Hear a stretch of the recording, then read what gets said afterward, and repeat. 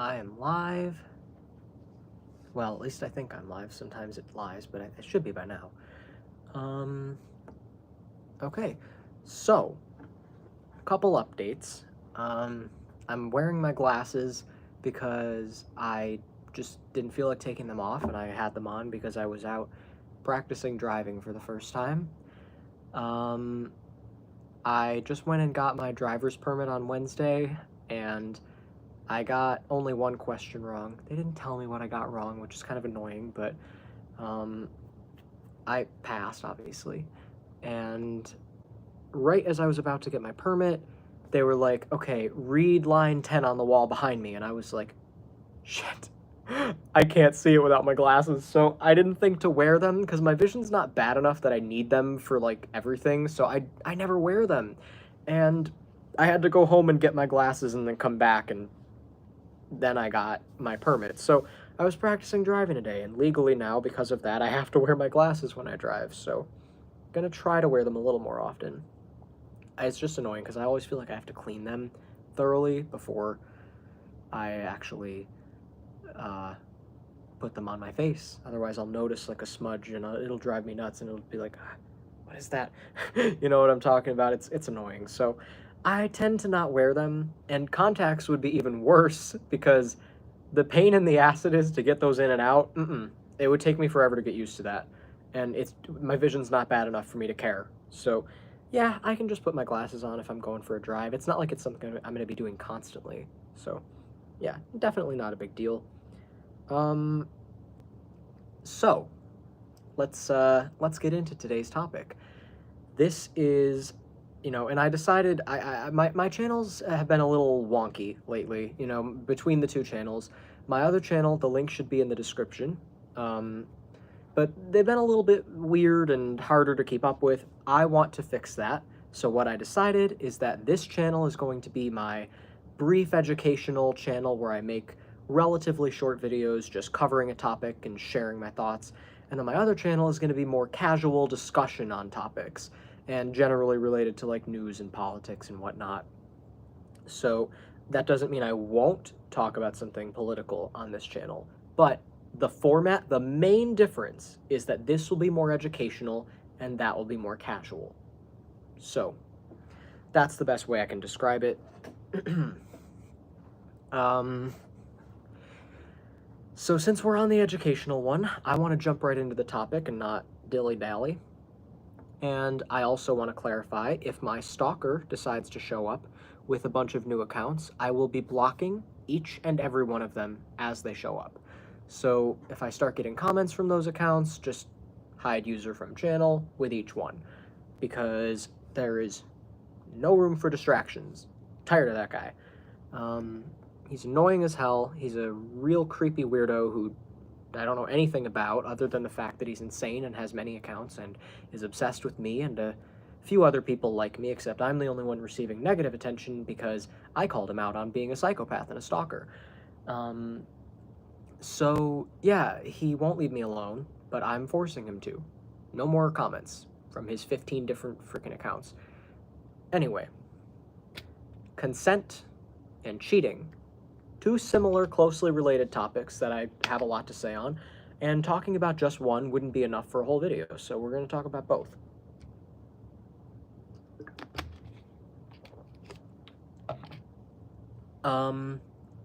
Let's start with consent. So, I just filmed a video earlier today. Not 100% sure if I'm going to upload it. I think I am.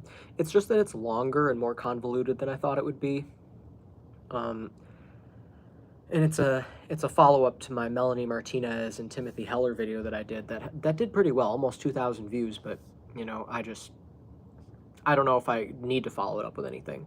What I wanted to do was fully share my thoughts, and I think I did that, so I'll probably upload it, but I want to talk about the concept of consent in and of itself, so that I'm not just talking about it in reference to that. So I think the issue with consent is that a lot of people don't understand the purpose of integrity and don't understand cognitive dissonance. I did a long video, it was either on this channel or my other channel, called cognitive dissonance, the real significance of cognitive dissonance. Kind of rhymes, but it's a bit of a mouthful. But that's like 2 hours, and it's really important because cognitive dissonance is huge. Excuse me. It is a huge topic, and it covers so many things, and it is largely related to integrity. That's mainly what it is. I keep seeing viewers pop in and out, and I can't help but wonder if it's Dave on his many accounts trying to find out if I've blocked that account or not. It probably is. And if that's the case, that's honestly kind of satisfying, but it might not be Dave. Sorry, I'm just chewing my lip. Dave is my stalker, by the way. That's not his real name. It's just the first name I knew him by.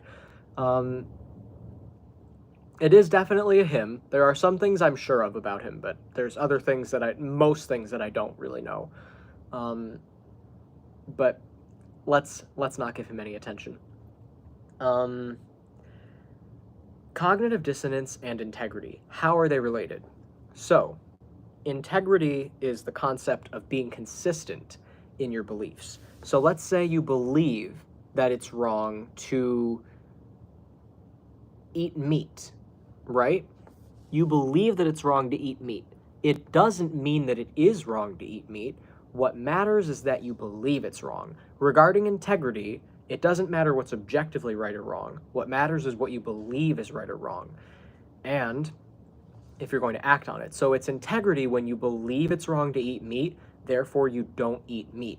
Even when the going gets rough and you're like, I don't know, there's some really tasty looking meat in front of me or whatever, and you're really tempted. Maybe you're starving, right? You're locked away in a house where there's no food and you're gonna die, and the only thing available to you is meat. So you eat meat from this kidnapper's freezer or whatever because you have nothing else, otherwise you'll just starve to death. Now, technically, you've compromised your integrity. In that instance, you have to say, is it really, maybe you need to either change your belief or change your action so that your beliefs and your actions match. In that instance, you'd say, okay, in this case, I need to change the belief in order to take this action. But if you keep the belief and take the action anyway, that's what creates cognitive dissonance, which is sort of like when you have incompatible beliefs and your beliefs don't match your actions. So when you look at a situation where, let's say someone believes they need exercise, they should be constantly working out. Maybe they're right. Maybe they should be working out more. But let's say they don't do it. So they believe they should be working out, but they sit around at home making excuses all day.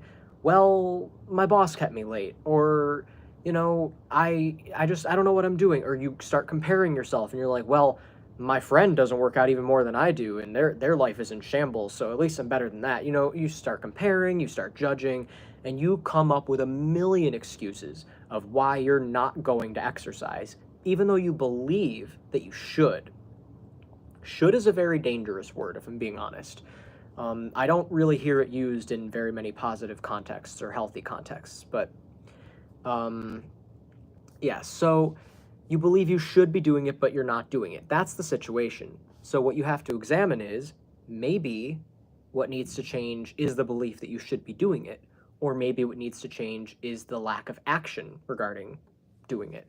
So either exercise or stop believing that you should be exercising. Pick one. So that way your behavior matches your beliefs, regardless of which direction it needs to go in. And there are some situations where you genuinely shouldn't be exercising. Maybe you're anorexic.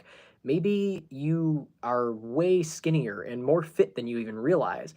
And what you need is to take better care of yourself. Maybe you need to eat more, but you believe you need to eat less and eat different foods and exercise, and you're exhausting yourself and burning out and looking like, like you have like, you're pale and you look, what's the word, like anemic or whatever, like, you look like you're gonna die. In that case, you need to get rid of the belief that you should be doing those things rather than doing those things. But it's even worse when you believe you should be doing those things, but you don't do them. That's when you feel really bad about yourself because you have no integrity. That's the problem.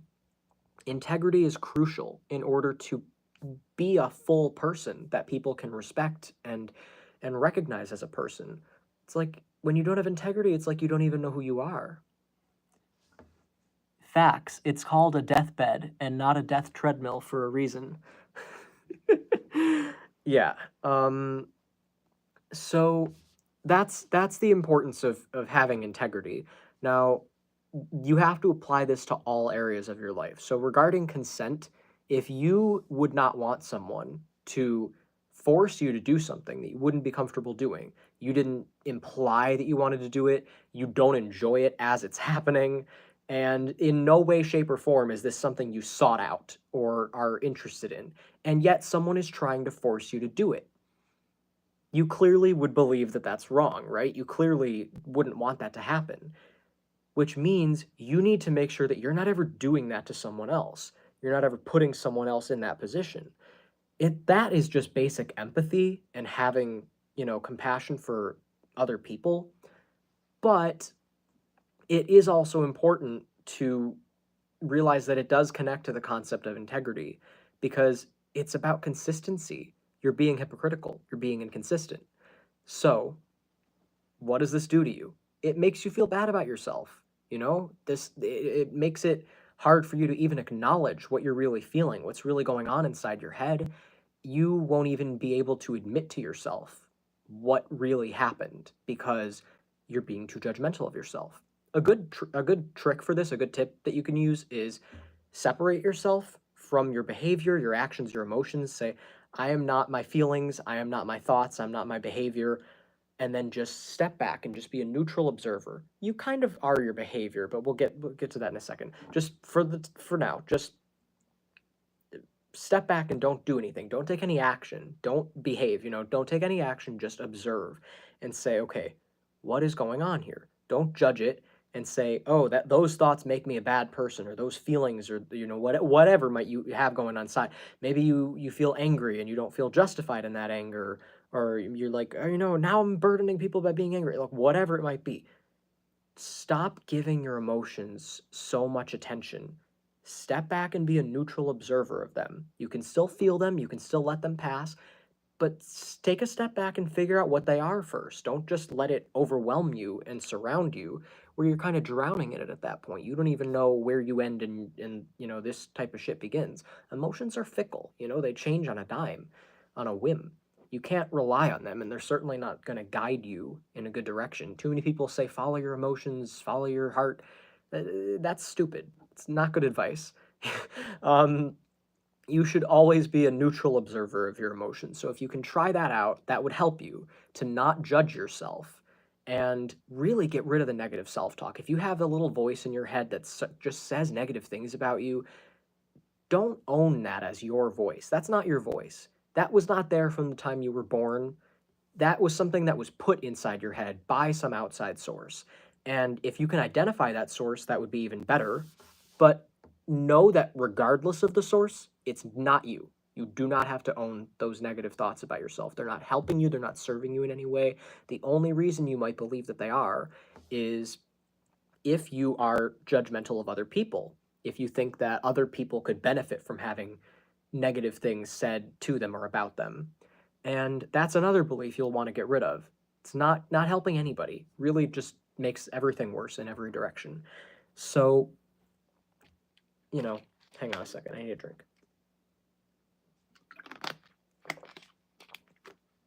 Let's get back to consent. So how does this all connect to consent? When you are in a situation, I call it a mind troll. Mine is named Eugene and he's a jerk. Yeah, you can give it a name too. That's honestly not a bad idea. Um, it is like a little troll, just this nasty little thing in there that just sneaks in and just has some bitchy thing to say that just to make you feel bad about yourself. But what does that lead to? It leads to you not wanting to even be honest with yourself about the truth, whatever it might be, because you're judging it.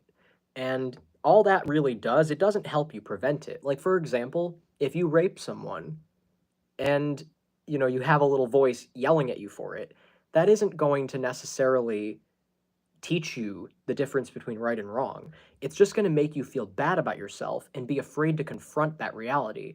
So you'll just bury it. And that's why a lot of people who are rapists or murderers or child molesters or just pedophiles who don't go out and molest children, but they have all sorts of, deals and exchange, files with other people, and there's all forms of insane shit that goes on, but they never admit it. They can never call themselves those words because those words come with so much stigma and shame that they will never identify with that label. They'll hide it. They'll do anything they can to justify it, but they won't actually identify as a rapist. They won't call what they did rape, even if that's objectively what it was by definition.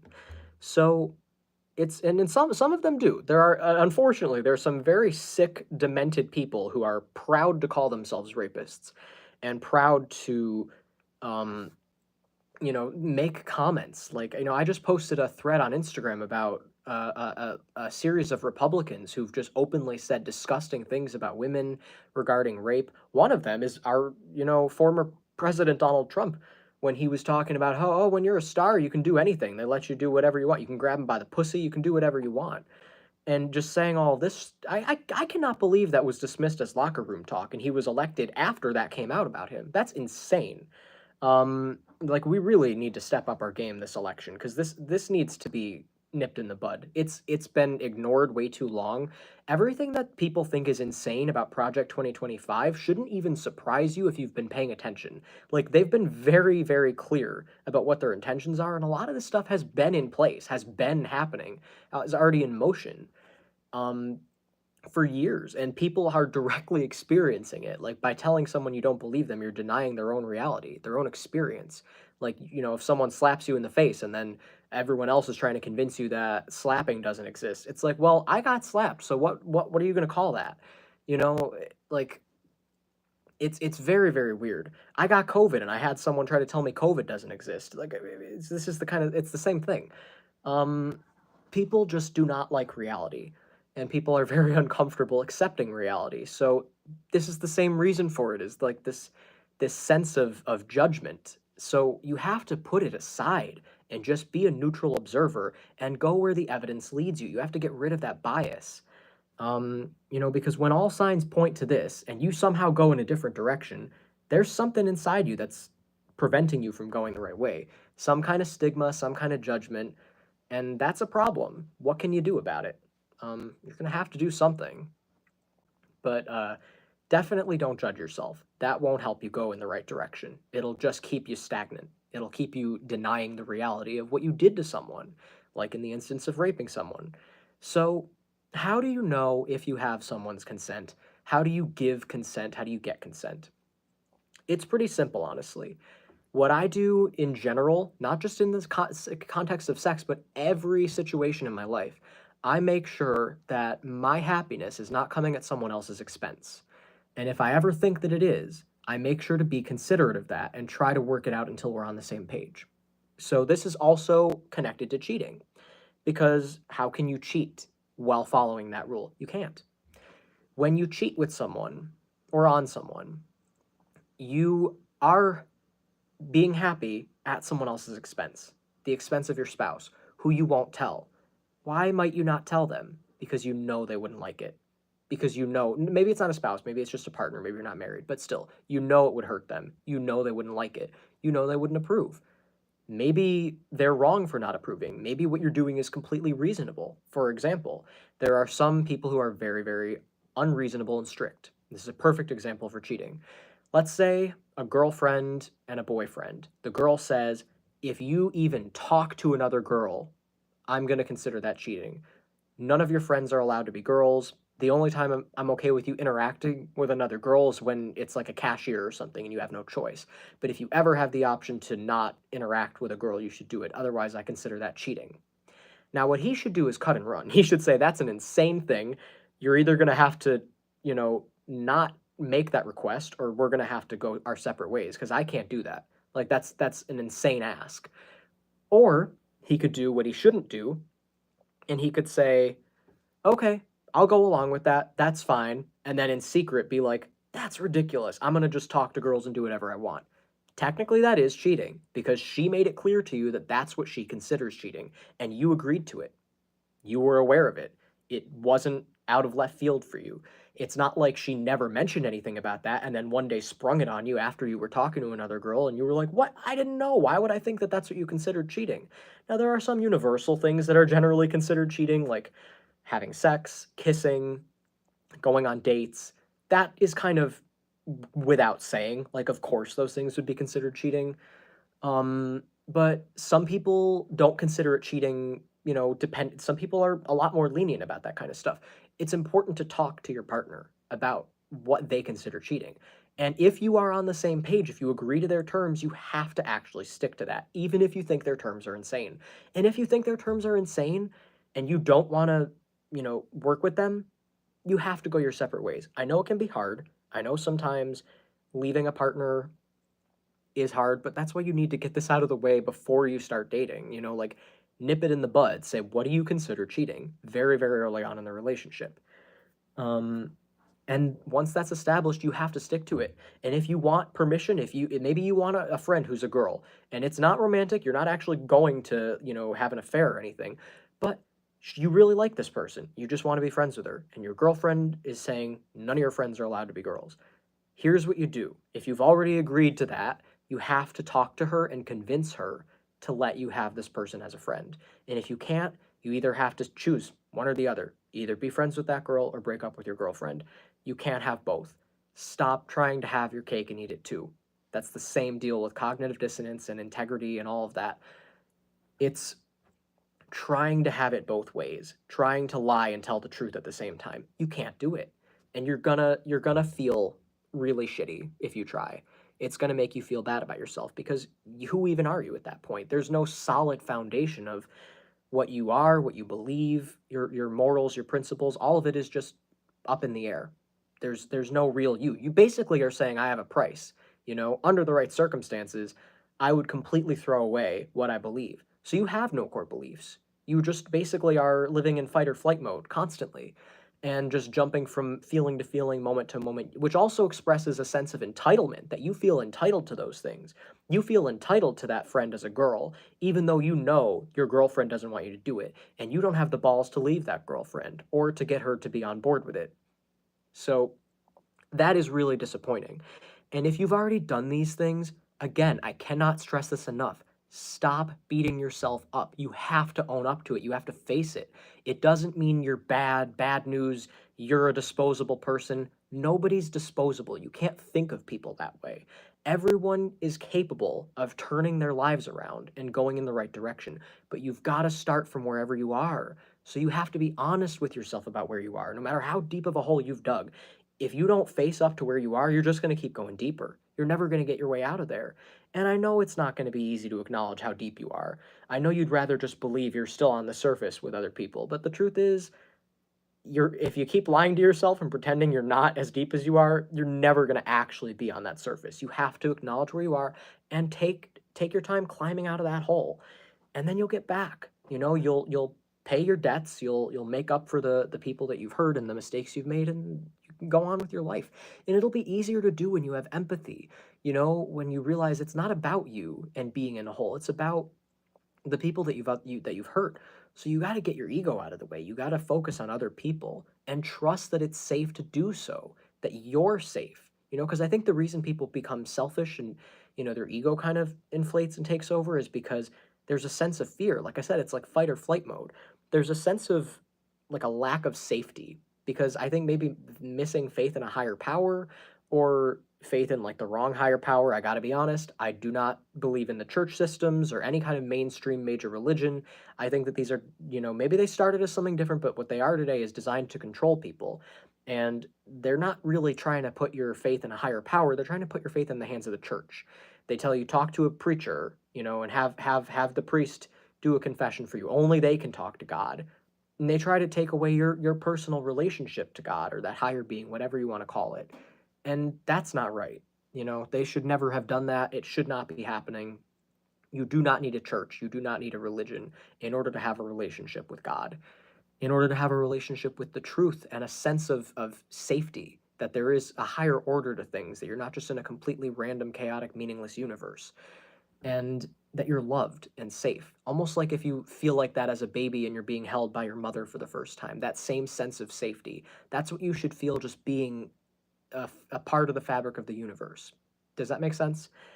Um, so, you need to get back in touch with that sense of safety in order to be able to have empathy for other people, because then you can start thinking outside of yourself. And it's easier to do things from a place of empathy. It helps your motivation, and you can stand up and say, "Hey, don't do that to that person. You want to protect other people. But you got to get out of your own way first." So, when you, if and for people who aren't dealing with this, but who know someone, excuse me, who know someone who's dealing with this, someone who's a cheater, someone who doesn't understand consent, someone who lies, manipulates, they have sociopathic, narcissistic tendencies. They don't seem to have a lot of empathy. They seem generally very selfish. If you know someone like this, you have to just be realistic with yourself about where they are and what they're capable of. And ask yourself how close in your circle you really want them. Maybe you shouldn't be their best friend. Maybe you should distance a little bit. Maybe, depending on how bad it is, you should completely cut them off. If they're a narcissist, if they're actually like, diagnosably a narcissist, cut them off. That is unsavable. They're going to have to pull themselves out of that, and there is nothing you can do. No amount of help or waiting around is going to make a difference. It is very unlikely that they will come around. They have that option, but it's not yours to touch. Stay away from those people. They are dangerous. The way that they operate, the way that they think, everything is a game. Everything is a manipulation. Everything is how can I get more for myself and less for everybody else. That is the kind of person you want to stay as far away from as possible. There's no winning. If you play the game, you've already lost. Just playing is how they win.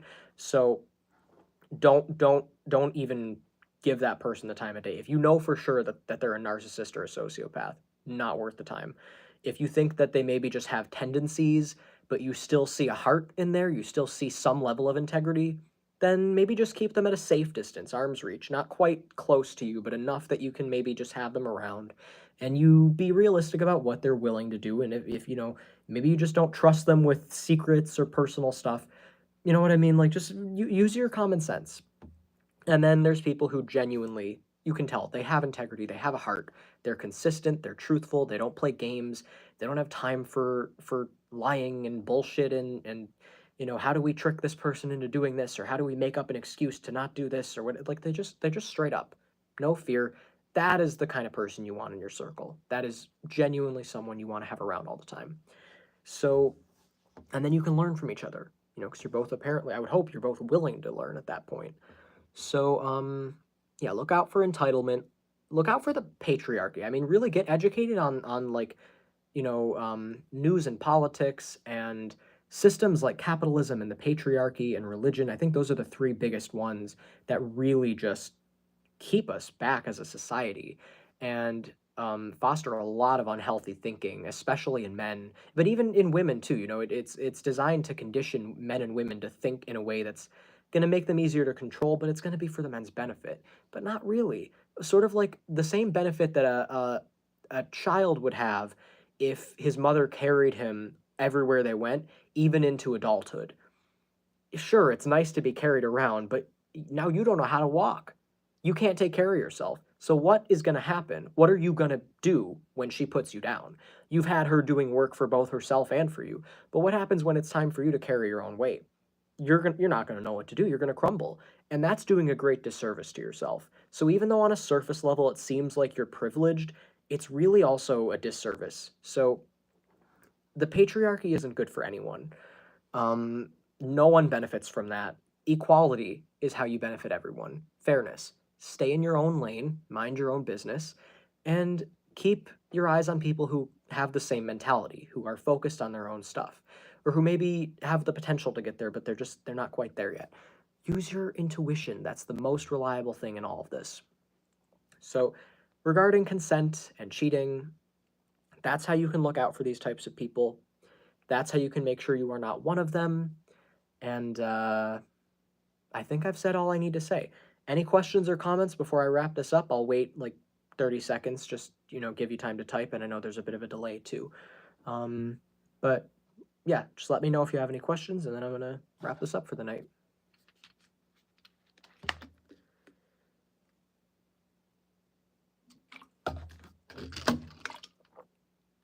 Shit. Spilled a little bit of water. It's okay. Not much.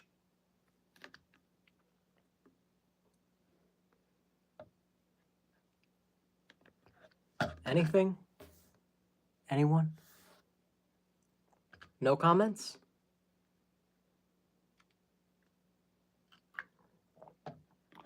I'll give you a little more time. I'm going to clean this water up. Evie on the run. Okay. I did get one comment. Yes. So if there's no questions or comments, I'm going to clean this water up while I wait, just to confirm, and then I'm going to end the live stream. Almost knocked it over again. Jesus.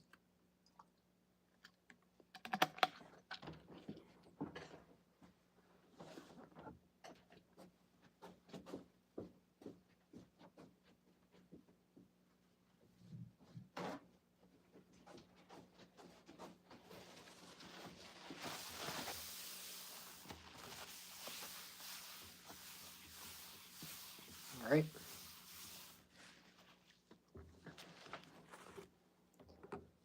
All right, no new comments. Although that really didn't take me that long. Oh, it says somebody just tuned in. Well said. Okay, thank you. Cool. All right. So have a good night and evening, morning, daytime, whenever you're watching this. And I'll see you on Sunday on my other channel. Link to that channel is in the description. And if you don't want to watch that channel, it'll be next week at 8 p.m. here. Also, tomorrow or Sunday, whenever I get around to it, I might be uploading another video about Melanie Martinez and Timothy Heller. I filmed it earlier today. If you don't know who they are, you don't know anything about that situation, you don't have to care. But just for just warning, that might happen. So, yeah, thank you, and have a good night. It's bothering me because it says somebody tuned in, and I just want to ask who it is before I end it. I want to know who's watching now. Nobody? Can I go? All right. I think I can go. I think I'm safe. All right. See ya.